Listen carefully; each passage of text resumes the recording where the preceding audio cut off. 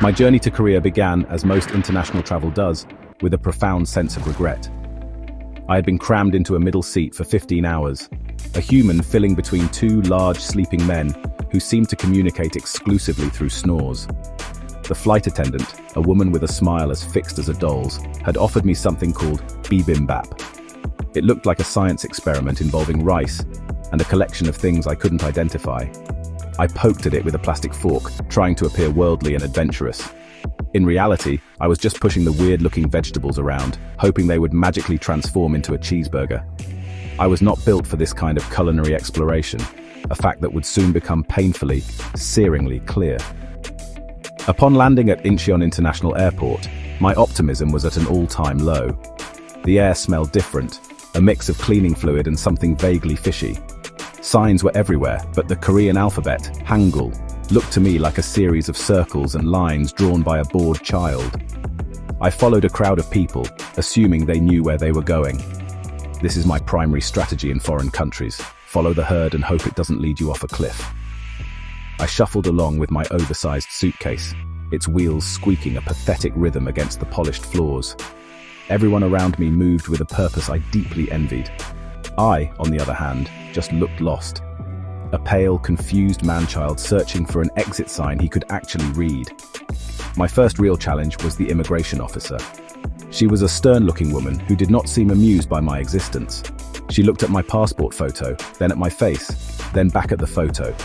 Her expression suggested she believed I had stolen the identity of a much more tired, less appealing person. She asked me a question in Korean. I responded with the only phrase I had practiced: "Hello?" This did not seem to be the correct answer. She sighed, a deep, world-weary sound that transcended language barriers. She stamped my passport with the force of someone tenderizing a tough cut of meat and waved me through, her gesture clearly saying, "Go on, be someone else's problem now." Finally, I found myself in a taxi, driven by a man who seemed to view traffic laws as gentle suggestions. We swerved and braked with a rhythm that was both terrifying and strangely impressive. I tried to show him the address of my new apartment on my phone, but my hands were shaking too much. He just nodded, smiled a toothy grin, and drove faster. I stared out the window at the endless rows of identical apartment buildings, a concrete forest stretching to the horizon. I had made a huge mistake. This wasn't an adventure, it was a self-imposed exile. I was a contestant on a survival show where the only prize was managing to order a pizza without crying. The taxi driver eventually dropped me off in front of a building that looked exactly like all the others. He pointed, grunted something that sounded vaguely encouraging, and sped away before I could confirm this was, in fact, the right place. My new apartment, my so-called office-tel, was on the 7th floor. The word office-tel is a clever portmanteau of office and hotel, which in reality means it has the charm of an office cubicle, and the amenities of a budget motel room you'd only stay in if you were on the run from the law. The hallway smelled of garlic and old kimchi, a scent I would come to know intimately. It clung to the walls, the carpet, and soon, all of my clothes. My apartment was, to put it kindly, compact. It was a single room, a shoebox with a window that overlooked a brick wall. The previous tenant had left behind a few personal items: a single pink slipper, a half-empty bottle of soy sauce, and a lingering sense of despair.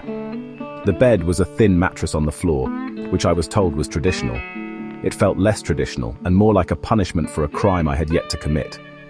The bathroom was a marvel of spatial efficiency.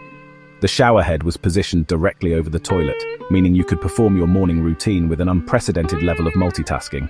It was a wet room, they called it. I called it a permanently damp room. I spent my first few hours just sitting on the floor, staring at the blank walls. The silence was deafening, broken only by the hum of the tiny refrigerator. I tried to unpack, but there was nowhere to put anything. My 2 suitcases took up most of the available floor space, turning the room into an obstacle course. I had imagined my new life in Korea would be exciting and full of discovery. Instead, I was trapped in a beige box, wondering if it was too soon to book a flight home. I felt a profound sense of loneliness, the kind that makes you consider talking to the refrigerator just for the company. It was the perfect setting for a mental breakdown. That evening, I discovered another feature of my new home. The walls were made of paper. I could hear everything my neighbors did. I could hear their television, their arguments, their flushing toilets. It was like living in a dormitory for people with no concept of personal space. I heard a baby crying to my left, and a man singing what sounded like a very sad ballad to my right. Above me, someone was practicing their tap dancing routine, or possibly just dropping heavy objects repeatedly. I lay on my floor mattress, listening to the symphony of my neighbors' lives, and felt like the loneliest person in the entire building, and possibly the world. By my second day, I was starving. My body, still on American time, craved a bagel with cream cheese. My Korean apartment, however, offered only tap water and the aforementioned soy sauce. It was time to venture out and find food. This was a task that required more courage than I currently possessed. I walked into the nearest convenience store, a brightly lit sanctuary of unfamiliar snacks. The shelves were lined with packages covered in cute cartoon characters and Hangul script. I grabbed something that looked like a bag of chips. The cartoon pepper on the front was smiling, which I foolishly interpreted as a sign of friendliness. It was not. I took the bag back to my sad little room and opened it with the excitement of a castaway finding a coconut. The chips were bright red, coated in a powder that looked suspiciously like dust from the planet Mars. I popped one into my mouth. At first there was nothing, just a crunch, and then it began. A slow, creeping heat that started at the back of my throat and quickly spread to my entire face. My eyes started watering. My nose started running. It felt like I had licked a hot stove. The smiling pepper on the bag was mocking me, its cheerful expression a cruel joke at my expense. I had unwittingly stumbled upon one of Korea's national pastimes, testing the limits of the human palate with weaponized levels of spice. Desperate for relief, I ran to the sink and frantically drank water from the tap. This, I would later learn, was a rookie mistake. Water only spreads the fire. My mouth was a raging inferno. I felt a wave of panic wash over me. Was this how it ended? Death by snack food in a foreign land. I imagined the headlines, American tourist defeated by a potato chip. I stumbled around my tiny room, gasping for air, my face flushed and my dignity in tatters. I tried to eat a spoonful of sugar. A trick I remembered from a cartoon, but it did nothing. The spiciness was relentless, a tiny culinary demon that had taken up residence in my mouth. Eventually the burning subsided, leaving behind a dull, throbbing pain and a newfound fear of all red-colored foods. My first real Korean meal had been a disaster. I was defeated, hungry, and emotionally scarred. I sat on my floor, clutching a carton of milk I'd found in the fridge, the only thing that seemed to quell the flames. This was a learning experience, I told myself. A very painful, very humiliating learning experience. From now on, I would stick to foods that were beige or white. Anything with color was officially on my list of potential threats, right up there with angry taxi drivers and smiling cartoon peppers. Living in my paper-thin apartment meant I was an unwilling audience to the daily drama of my neighbors. The woman next door, whom I mentally named the Whisperer, seemed to have a lot of secrets. I couldn't understand what she was saying, of course, but her tone was always conspiratorial. She would speak in low, urgent whispers into her phone for hours on end. I imagined she was a spy, or perhaps a professional gossip columnist. Her whispers became the soundtrack to my life, a constant, unintelligible murmur that seeped through the walls. Sometimes I would press my ear against the wall, trying to decipher her secrets, feeling like a low-budget detective in a very boring film noir. The man on the other side was a different story. He was the singer. Every night, around 10 p.m., he would begin his performance. He had a surprisingly powerful voice, but his song choices were exclusively heartbreaking ballads. He sang with such passion, such raw emotion, that I felt I was intruding on a private moment of grief. His sorrowful melodies filled my room, making my own loneliness feel even more profound. I pictured him sitting alone in the dark, clutching a microphone, pouring his soul into a karaoke machine. I didn't know his story, but his songs told me everything I needed to know. He was not having a good time, and neither was I. Then there was the family upstairs. I called them the Stompers. I don't know what they did up there, but it involved a lot of running, jumping, and dropping heavy objects. It sounded like they were operating a small-scale bowling alley in their living room. The noise was constant, a percussive assault on my ceiling. It usually started early in the morning, serving as my unofficial alarm clock. I would lie on my mattress, listening to the thuds and crashes from above, and wonder what kind of furniture they owned that could withstand such abuse. I was too afraid to complain, of course. My Korean vocabulary was not yet equipped for polite requests to please stop dropping bowling balls on my head. These noises, These disembodied sounds of other people's lives made me feel incredibly isolated. I was surrounded by people, yet completely alone. I was a ghost in my own apartment, a silent observer of dramas I couldn't understand. I started to feel a strange connection to my invisible neighbors. We were all trapped in this building together, each of us living out our own little stories of sorrow, secrecy, and stomping. I was the quiet American in apartment 702, the one who probably smelled faintly of spicy, chip-induced panic. I wondered what they heard from my side of the wall. Probably just a lot of sighing and the occasional sob. After a week of silent suffering, I decided I needed to make peace with my neighbors, or at least with the whisperer next door. I thought maybe a small gift, a peace offering, would bridge the cultural gap. So I went to a local bakery and bought a small, elegant-looking cake. It was a gesture of goodwill. It said, "Hello, I am your new neighbor. I am not a threat. Please forgive me for any strange American noises I might be making." I practiced my line in the mirror. "Annyeonghaseyo," I would say with a polite bow. "Hello." It seemed simple enough. What could possibly go wrong? I stood outside her door for a full 5 minutes, clutching the cake box, my palms sweating. Honestly, I felt like a teenager asking someone to the prom. Finally, I mustered the courage to knock. The door opened a crack and a single eye peered out at me. It was the whisperer. She looked alarmed, as if she had just seen a ghost. I held out the cake and managed to squeak out my one Korean word. "Annyeonghaseyo." I bowed, perhaps a little too deeply, and nearly dropped the cake. She stared at the box, then at my face, her expression a mixture of confusion and suspicion. She said something in rapid-fire Korean, her voice no longer a whisper but a sharp, questioning tone. I just smiled and nodded, a universal gesture for I have no idea what you're saying. I pushed the cake towards her again. She finally took it, holding it as if it might explode. She then said something else, pointed a finger at me, and quickly shut the door. I stood there in the hallway, feeling a profound sense of failure. My grand gesture of diplomacy had not gone as planned. I had not made a friend. I had merely confused and possibly frightened a small Korean woman. Later that evening, the whispering from her apartment was more intense than ever. I could only imagine what she was saying. "You won't believe what just happened. The strange foreigner next door tried to give me a cake. It's probably poisoned. I had tried to be friendly, to be a good neighbor, but I had only made things worse. Now, not only was I the quiet American, I was the weird cake-giving American. I'd solidified my status as the neighborhood oddball. My attempt at connection had backfired spectacularly, leaving me more isolated than before. I ate a sad dinner of plain rice and contemplated the art of being invisible.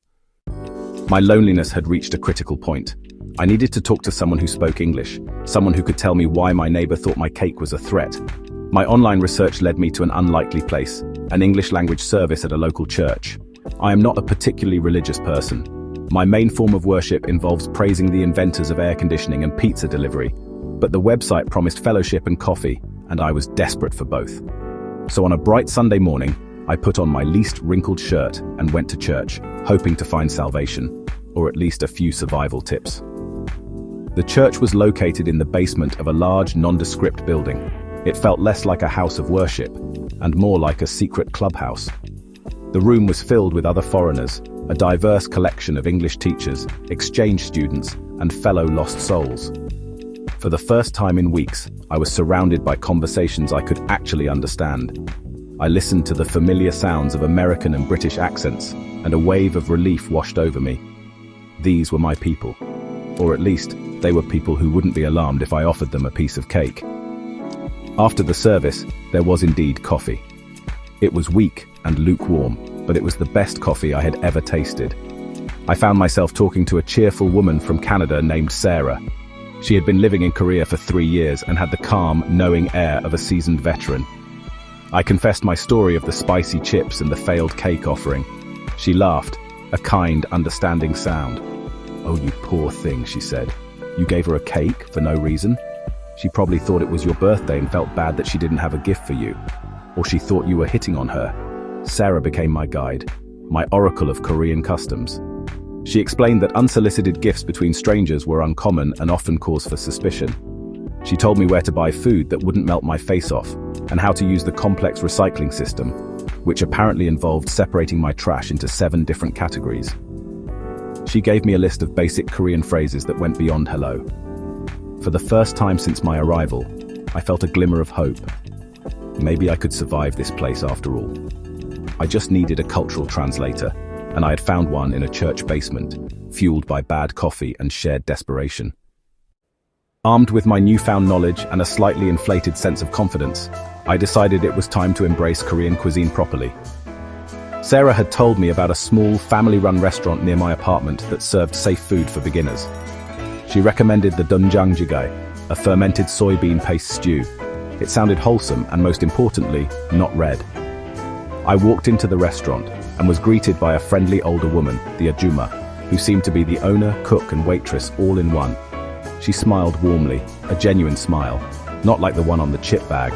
This was a good sign. I managed to order the stew using one of my newly learned phrases. The ajumma seemed pleased with my effort and soon returned with a bubbling stone pot and a collection of small side dishes known as banchan. Among them was the infamous kimchi. It was red, a deep, menacing crimson, but I was determined to be brave. Sarah had said it was an essential part of every Korean meal. I had to try it. I took a small piece with my chopsticks, my hand trembling slightly. I braced myself for the fiery assault I had experienced before. I put it in my mouth and chewed. It was spicy, yes, but not in the same violent, aggressive way as the chips. It was a complex flavor, sour, savory, and with a heat that was more of a pleasant warmth than a five-alarm fire. It was good. I was shocked. I had survived kimchi, I had faced my demon and emerged victorious. Feeling bold, I took another piece, and then another. The ajumma watched me from behind the counter, a proud look on her face, as if she were watching her own child take his first steps. I was finally doing it. I was eating a real Korean meal and actually enjoying it. My moment of triumph was short-lived. As I was finishing my stew, feeling full and content, the ajumma came over to my table. She was speaking in Korean and pointing at the empty kimchi dish. I smiled and nodded, assuming she was complimenting me on my appetite. She then disappeared into the kitchen and returned with a large plastic container. It was filled to the brim with kimchi. She handed it to me, still talking excitedly. I had no idea what she was saying, but I understood the gesture. She was giving me kimchi, a lot of kimchi, too much kimchi. My small refrigerator was already full of milk cartons. Where was I going to put it all? I walked home carrying the giant container of kimchi like it was a holy relic. It was heavy, and the smell was already starting to seep through the plastic. My kind gesture at the restaurant, finishing the side dish, had been misinterpreted as a desperate, all-consuming love for fermented cabbage. Now I was the proud owner of what felt like 40 pounds of it. When I got back to my apartment, I was faced with a logistical nightmare. The container was too big to fit in my tiny refrigerator. I tried to rearrange things, but it was no use. The kimchi container was a monolith, an immovable object in my shoebox home. I ended up having to leave it on the floor next to my mattress. The smell quickly filled the small space. My room, which had previously smelled of garlic and despair, now smelled of garlic, despair, and industrial-strength kimchi. It was a pungent, overpowering aroma that clung to everything. I opened the window, but the brick wall outside offered little in the way of ventilation. I had gone from having no food to having an overabundance of one very specific, very fragrant food. This, I thought, was my life now. I was the man who slept next to a vat of kimchi. It was a new low. But then, as I lay on my mattress, enveloped in a cloud of fermented funk, something shifted. I thought about the ajumma's smiling face. She wasn't trying to punish me. She was trying to be kind. She saw a lonely foreigner enjoying her food, and she wanted to share more of it with him. Her gesture, though problematic for my living situation, was born of generosity, and I had managed to communicate with her, however imperfectly. I'd ordered a meal, eaten it, and received a gift. It was a complete social interaction, a small victory in my chaotic new life. I looked at the giant tub of kimchi. It was a problem, yes, but it was also a symbol. It was a symbol of my progress. A week ago, I was cowering in my room, afraid of a potato chip. Now, I was the proud, if overwhelmed owner of a ridiculous amount of a food I had once feared. I still had no idea what I was doing. My life was still a series of small, comical disasters, but for the first time, I felt like I might actually be able to handle it. I fell asleep to the comforting, if slightly overwhelming smell of my kimchi, feeling a strange sense of accomplishment. The next morning, I woke up with a plan. A ridiculous, overly complicated plan, but a plan nonetheless. I would become the kimchi Santa Claus of my apartment building. I had an abundance of fermented cabbage, and I had neighbors who were probably wary of me. This was my chance to fix my earlier mistake with the cake. I took a small Tupperware container and filled it with kimchi. I wrote a small note using a translation app on my phone. It said, "A gift, not a birthday, not romantic, just kimchi, from your neighbor in 702. I taped the note to the container and left it outside the Whisperer's door. I knocked once and then ran back to my apartment like a child playing ding-dong ditch. I pressed my ear to the wall, my heart pounding. I heard her door open. There was a moment of silence, and then I heard her say something. It wasn't a whisper this time, it sounded like a laugh. A small, surprised laugh. A few minutes later I heard a knock on my own door. I opened it to find a small plate on the floor with a few pieces of sliced apple on it. There was no note. None was needed. It was a trade, an acknowledgement, a truce. My victory was short-lived, as all my victories seemed to be. As I was admiring the plate of apple slices, a piece of paper was slipped under my door. It was an official-looking notice from the building management office. It was entirely in Korean, of course, but it had a drawing on it that was universally understood. It was a picture of a cockroach with a big red circle and a line through it. The building was going to be fumigated. I had to vacate my apartment for the entire day. My home, my tiny sanctuary of kimchi-scented solitude, was about to be invaded by poison gas. I sighed, a long, weary exhalation that had become my trademark. Just when I thought I was making progress, a new challenge appeared. Korea was relentless. It was a country that seemed determined to keep me on my toes, to constantly test my patience and my sanity. But as I stood there, holding a plate of gifted apple slices and a notice about impending chemical warfare, I didn't feel defeated. I felt ready. I had survived spicy chips, judgmental immigration officers, and a kimchi avalanche. I could survive a fumigation. I would just take my giant tub of kimchi and go for a very long walk. It was just another day in the life of Sam Beckham.